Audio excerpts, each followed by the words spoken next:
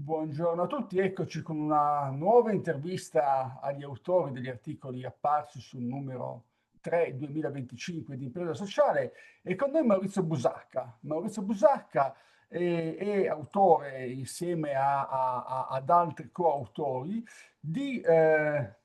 questo articolo,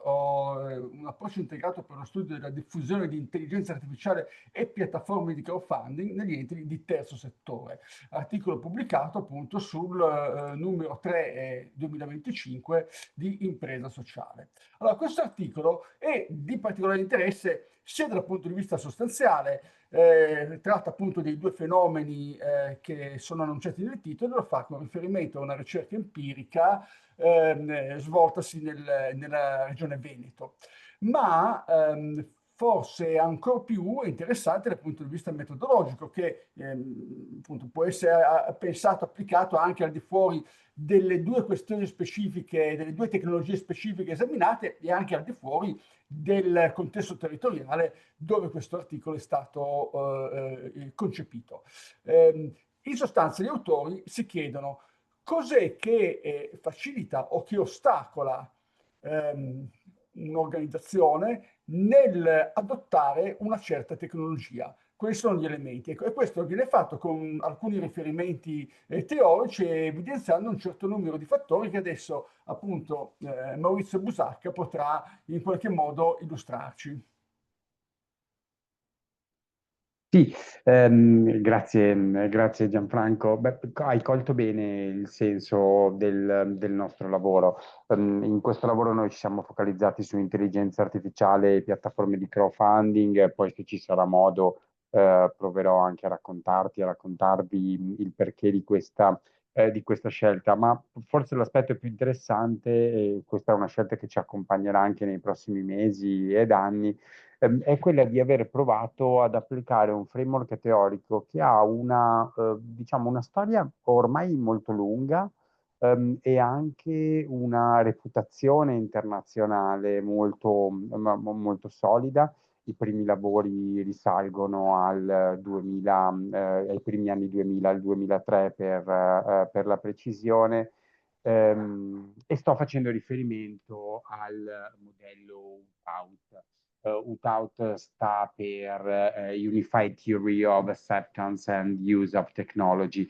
Cioè un modello teorico che cerca di fare un'operazione interessante dal mio punto di vista, perché unisce una serie di teorie che fino a quel momento avevano tentato di spiegare come e perché le tecnologie si diffondono all'interno delle organizzazioni, ma più in generale all'interno dei contesti sociali, non solo delle organizzazioni. E lo fa sostanzialmente mettendo insieme alcune teorie e in particolare le dimensioni che alcune teorie precedenti avevano guardato singolarmente. Perché è interessante? Perché chi si occupa di diffusione delle tecnologie non può non fare riferimento a quei presupposti teorici, però a quei presupposti teorici manca sempre qualcosa, cioè quando tu li approfondisci ti accorgi che certo è importante andare ad osservare la possibilità percepita di controllo del processo da parte degli individui, che fa riferimento alla Theory of Planned Behavior, però ti accorgi che non è sufficiente questo, manca anche qualcos'altro che ha a che fare magari con l'utilità o la facilità d'uso che è presente all'interno di un'altra proposta teorica. Ecco, queste proposte teoriche trovano una loro, dal mio punto di vista, completezza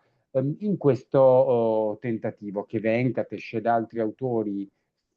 propongono per la prima volta nel 2003, e che poi in realtà riproporranno anche con dei piccoli aggiustamenti e dei piccoli accorgimenti nel corso degli anni successivi. E questo modello sostanzialmente che cosa ci propone? Ci propone di identificare alcune dimensioni chiave, alcune dimensioni utili per spiegare perché gli individui all'interno delle organizzazioni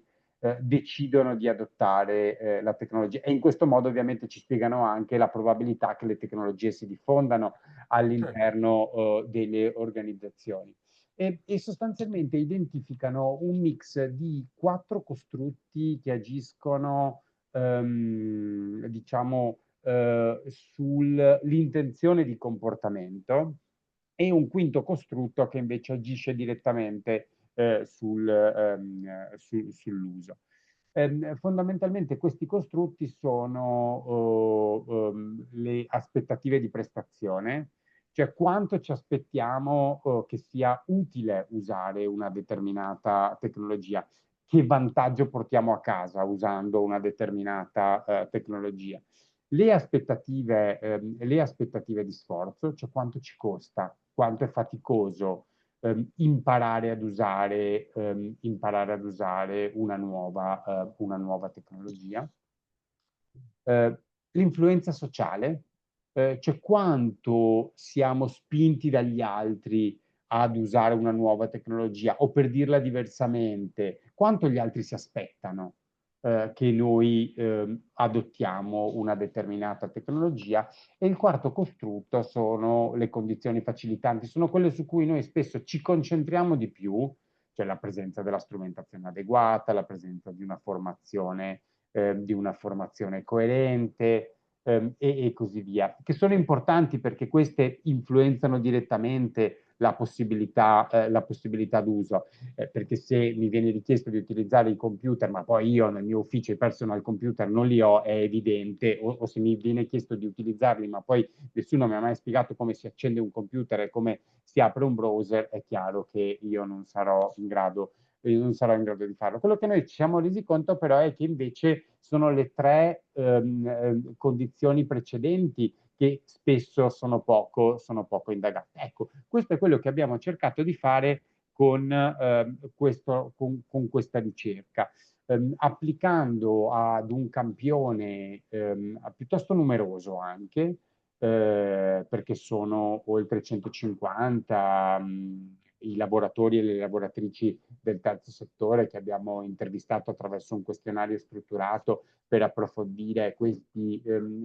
temi. Da loro abbiamo cercato di cogliere proprio questi aspetti, cioè quindi aspettative di prestazione, aspettative di sforzo, influenza sociale e condizioni facilitanti.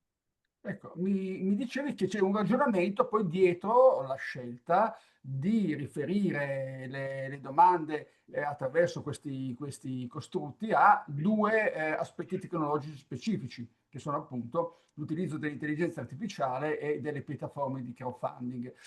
Qual è stato il ragionamento che vi ha condotto a questa scelta? Sai, noi che facciamo ricerca nel campo del terzo settore in questi ultimi anni ci siamo trovati a interloquire con un mondo di organizzazioni che sente molto forte la pressione verso la transizione tecnologica. È un dover fare che le organizzazioni percepiscono come inevitabile, lo percepiscono anche come molto difficile, in parte questo è determinato anche da una forza lavoro non più giovanissima ormai all'interno delle organizzazioni del terzo settore. Questa ricerca ce lo ha confermato. Non è facile anche in virtù della presenza di un elevato turnover. Questo altri studi ce lo avevano già detto, ma anche questo lavoro di ricerca ce lo conferma, e quindi un'età media piuttosto elevata dei lavoratori delle organizzazioni, un elevato tasso di turnover. Um,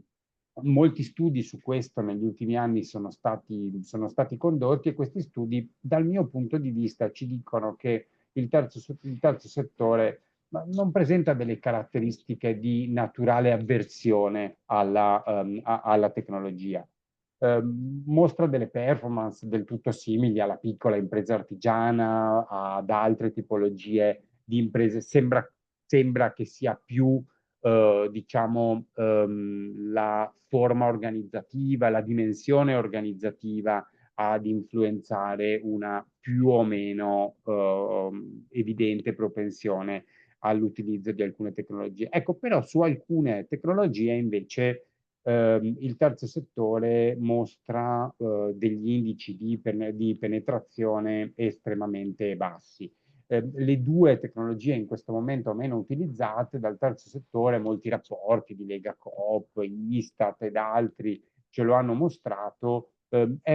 sono proprio intelligenza artificiale e piattaforme di crowdfunding, che noi però abbiamo trovato interessanti perché ci sembrava che queste due tecnologie potessero rispondere a due esigenze che invece il terzo settore percepisce come estremamente urgenti. Un miglioramento dell'efficienza e quindi dei processi di lavoro, e su questa io credo l'intelligenza artificiale possa fare molto, in parte lo sta già facendo. E dall'altra parte invece il secondo grande tema che emerge da molti lavori è sostanzialmente il bisogno di ridefinire la visione, la mission politica e la ricostruzione con le comunità di riferimento che in qualche modo sono all'origine della stagione di successo del terzo settore e che in questo momento vengono invece messe in crisi dai mutamenti che attraversano la società. E su questo io credo che le piattaforme di crowdfunding possono rappresentare non l'unico, ma uno degli strumenti che le tecnologie mettono a disposizione del terzo settore per poter tentare di ricostruire dei meccanismi di relazione più profonda con le loro comunità di riferimento. Ecco, sono state alcune delle ragioni che ci hanno portato a identificare queste due tecnologie. Devo dire che nel lavoro di ricerca abbiamo anche indagato in modo meno approfondito, ma per verificare l'attendibilità delle altre ricerche, abbiamo anche indagato i livelli di penetrazione delle altre tecnologie. Devo dire che la fotografia che ci è stata restituita è molto coerente con i rapporti di ricerca circolanti e quindi con un terzo settore che in alcuni ambiti, quelli più diffusi, quelli più conosciuti, la diffusione della banda larga, l'utilizzo di mail, l'utilizzo di messaggistica privata, l'utilizzo di strumenti di controllo, di gestione, sono assolutamente allineati con le performance degli altri settori economici, così come invece sono più lontani, ma questo forse ce lo raccontano anche i tipi di mercati di riferimento del terzo settore, sono invece un po' meno avvezze all'utilizzo di strumenti di marketing tradizionali, mentre la ricerca ci ha confermato una sostanziale scarsa o quasi nulla penetrazione delle due tecnologie indagate, anche se con risultati molto diversi, perché i risultati ci dicono che mentre questa situazione sembra in qualche misura staticizzata per quel che riguarda le piattaforme di crowdfunding, a meno che non si intervenga con modalità specifiche, mentre ci sembra di poter intravedere una futura rapida diffusione dell'intelligenza artificiale anche all'interno delle organizzazioni di terzo settore. Sono temi molto interessanti. Ricordo che Maurizio Busacca aveva curato anche nel 2002 un focus di impresa sociale sui temi delle tecnologie, in cui uno degli argomenti sviluppati è: attenzione, noi parliamo di tecnologie come se fosse un tutt'uno. Ma di cosa parliamo? Parliamo della comunicazione interna, della comunicazione esterna, delle vendite online, dell'office automation, di introduzione di tecnologie funzionali alla realizzazione di servizi o di tante altre cose, perché non esiste probabilmente una risposta univoca, perché tutto questo poi si combina con l'operatività delle imprese. Ovviamente l'operatività attuale, uno potrebbe sempre pensare a un'operatività futura diversa che può comprendere o meno, può enfatizzare o meno un certo aspetto. Probabilmente il crowdfunding, come tu hai giustamente sottolineato, è un tema su cui, anche a prescindere dall'era digitale, ecco, penso anche alle ricerche anni 90, la parte di risorse tratte dalla donazione dei cittadini era scarsissima, già in un terzo settore che viviamo con molto più radicato, quindi diciamo che continua a non percepire e questo come uno spazio per trarre le risorse, di conseguenza magari è meno interessata sul digitale, sull'intelligenza artificiale invece il discorso è molto diverso, anche a mio avviso non scevro da tutte le problematicità che questo tema porta con sé, perché insomma scrivimi un progetto sull'accoglienza dei migranti, ecco, forse non è il modo, diciamo, che noi ci aspetteremmo di vedere da un ente di terzo settore che vuole proporsi per una qualche azione sul proprio territorio. Mentre insomma chi vede un po' come funzionano gli uffici di progettazione, magari degli enti più evoluti, sa che così come in tantissimi altri ambiti c'è chi ricorre un po' a delle scorciatoie di questo genere, ma questo insomma... vabbè. Senti, no, ci dicevi Maurizio che questo è un pezzo di ricerca, ma voi state continuando a lavorare. Ci puoi dare qualche anticipazione su come state sviluppando i vostri lavori? Sì, allora ti confermo, noi stiamo continuando a lavorarci. Ora la ricerca è entrata in una fase in cui noi ci stiamo chiedendo e in qualche modo stiamo anche cercando di dare una mano ad alcune organizzazioni di terzo settore che hanno deciso di partecipare a questo lavoro, in parte offrendosi come casi studio, ma ora offrendosi anche come casi di lavoro. Per noi il tema ora è capire se queste tecnologie, come queste tecnologie possono supportare queste organizzazioni a creare valore sociale, a creare valore economico. E lo stiamo facendo nello specifico passando dalla fase dell'analisi, che in qualche modo è raccontata da questo lavoro e nei prossimi mesi da altri lavori, a una fase invece di progettazione, perché l'idea che noi ci siamo fatti è che in questo momento queste tecnologie siano utilizzate, tu lo raccontavi bene poco fa con una battuta, ma che racconta molto bene chiunque di noi conosca un po' questo mondo, sa che in questo momento le tecnologie sono utilizzate prevalentemente, non solo, ma prevalentemente in questo modo, cioè come delle scorciatoie per rendere un po' più veloci e possibilmente un po' meno costosi alcuni processi di lavoro, soprattutto nel caso dell'intelligenza artificiale, o nei pochi casi in cui noi lo ritroviamo per allargare la platea di finanziatori nel caso del crowdfunding. Ecco, in entrambi i casi però le tecnologie non sono utilizzate nel tentativo di generare valore, cioè per costruire nuovi servizi, nuove modalità di lavoro collaborativo. Questo è quello che stiamo facendo e lo stiamo facendo attraverso una serie di workshop che noi chiamiamo di co-creazione, nel corso dei quali da un lato lavoriamo sul provare a ripensare l'uso delle tecnologie, a ripensare le tecnologie stesse, ripensarle in contesto e quindi chiedendoci quelle tecnologie che cosa potrebbero offrire a un determinato settore e chiedendoci in quale modo le organizzazioni potrebbero incorporarle per aumentare la loro capacità di generare valore. Alcuni risultati li stiamo osservando, quello che stiamo osservando è anche però una grande difficoltà nel passare da una fase di progettazione di nuove soluzioni a una fase di implementazione di nuove soluzioni, perché qui io credo ci sia un vero tema centrale, e cioè che in un periodo di contrazione sostanzialmente dei margini operativi di queste organizzazioni,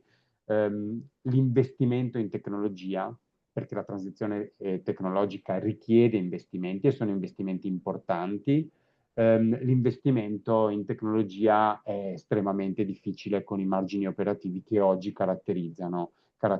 questo settore. E quindi è un po' un circolo vizioso, è un settore che guarda la tecnologia nel tentativo di uscire dalla morsa di alcuni mercati sempre più vincolanti e che richiedono anche dei livelli di performance che non sono sempre compatibili con la mission sociale. Penso ad esempio al mondo della cooperazione di tipo B, con cui noi stiamo molto lavorando proprio su queste progettualità, da un lato guardano alla tecnologia per uscire a questi vincoli, ma dall'altro lato questi vincoli diventano un grandissimo ostacolo perché rendono difficile creare quelle condizioni abilitanti, quelle condizioni facilitanti che abbiamo definito anche all'inizio della nostra conversazione come indispensabili per poter usare la tecnologia. È molto interessante questo, in un'altra delle interviste sempre agli autori del numero 3, e in particolare al professor Croce e a Salvatore Semmerano, insomma, emergeva tra i vari aspetti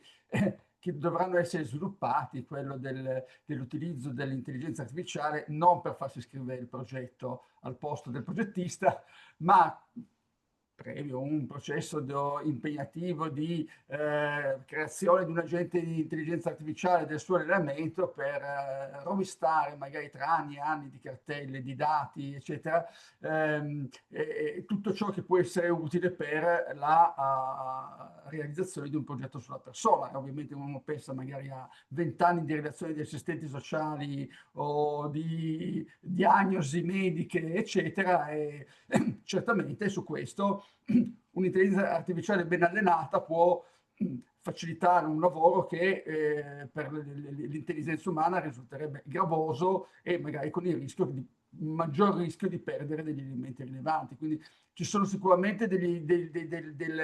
diciamo, delle punti avanzate, e io prima forse ho banalizzato, ecco, taluni utilizzi degli uffici di progettazione, ma in realtà il tema è caldo e può avere degli sviluppi molto interessanti anche dal punto di vista proprio del lavoro sociale. Bene, grazie a Maurizio Busacca. Vuoi aggiungerci qualcosa? No, ti ringrazio anch'io a mia volta per l'opportunità non solo della pubblicazione di questo articolo. Sai, per noi quell'articolo era importante proporlo a Impresa Sociale, proporlo a voi, perché quello che stiamo cercando di fare con questo lavoro è quello di tenere insieme una dimensione teorica robusta, ma al tempo stesso dare un taglio molto applicato e anche applicabile a questi lavori. E quindi mi fa molto piacere sia la possibilità di pubblicare che questa conversazione e la possibilità di continuare anche in futuro a conversare con te, con voi e col mondo di impresa sociale che sta attorno al vostro lavoro. Grazie Maurizio, allora aspettiamo gli sviluppi della vostra ricerca, saremo ben lieti di pubblicarla. Grazie ancora e buona giornata. Grazie.